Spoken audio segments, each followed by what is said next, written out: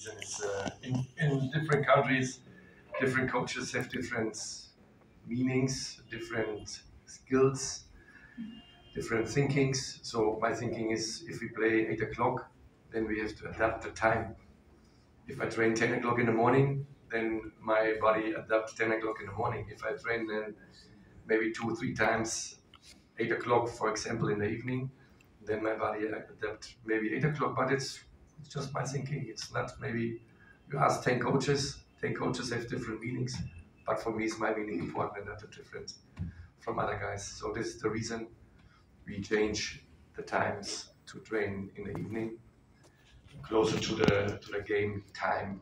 So it's not a special thing.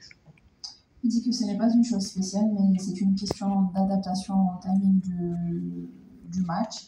Il dit que différents coachs ont différentes réflexions, mais il s'agit d'une réflexion relative à sa méthode de travail.